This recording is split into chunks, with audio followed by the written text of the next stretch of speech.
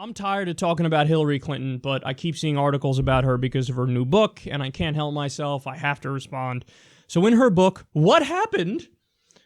She went after Bernie Sanders and blamed him for her loss. But she also wrote some stuff on her personal life and how the public perceives her. And there's a lot to say about this. So this is from CNN. I heard it again on the 2016 campaign. It's just a marriage on paper now, she writes, adding, he is reading this over my shoulder in our kitchen with our dogs underfoot, and in a minute he will reorganize our bookshelves for the millionth time. But I don't mind because he really loves to organize those bookshelves. Of course, she's talking about Bill there. In addition to bemoaning the fascination with her relationship, she lambasts media coverage for her emails, singling out the New York Times as a repeat and high-profile offender. And she wonders aloud why, after terms as First Lady, U.S. Senator, Secretary of State, and two-time presidential candidate, the public still just doesn't seem to like her. Quote, what makes me such a lightning rod of fury? Or lightning rod for fury? I'm really asking. I'm at a loss, she asks her readers before concluding, I think it's partly because I'm a woman. Why don't you guys like me? I don't understand. It's got to be because you're sexist. Okay, pause. You're doing it right now. You're doing it right now, the thing why we don't like you. Because it's perpetual victimhood. You just said I was the first lady, I was a U.S. Senator, I was Secretary of State, and aren't I such a victim? I'm such a victim. Feel bad for... Why would we fucking feel bad for you? You just outlined how elite you are and how establishment you are and how much privilege you've had, and then you cry sexism. Now, furthermore, this is infuriating to no end because she's not even trying to really find the answer. She's comfortable strawmanning everybody who disagrees with her and dismissing them and saying, hey, the people who disagree, they don't count. You know, my detractors do not count because they're Russian trolls, they're racist, they're sexist, they're deplorables, so put them all aside. The only ones that count are the ones who support me. She's comfortable doing that because the way she phrases this, what makes me such a lightning rod for fury? I'm really asking. I'm at a loss. But everybody answers that question for you, and you just don't like the answer, so you ignore it.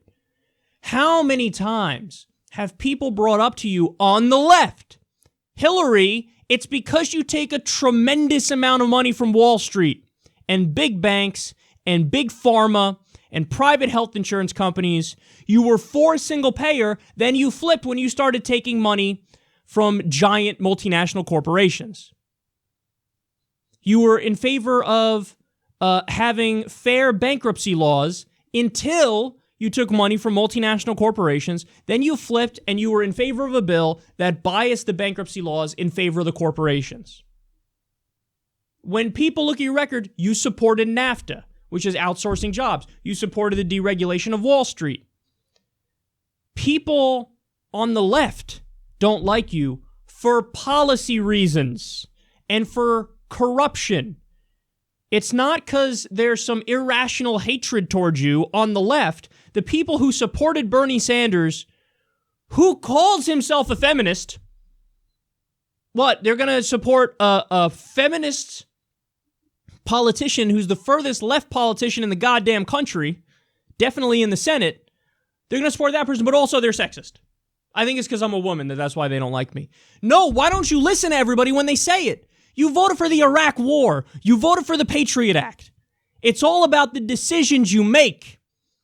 And you don't believe me? Well then, why is it that so many people on the left who don't like you ended up voting for Jill Stein or would support an Elizabeth Warren candidacy or a Tulsi Gabbard candidacy?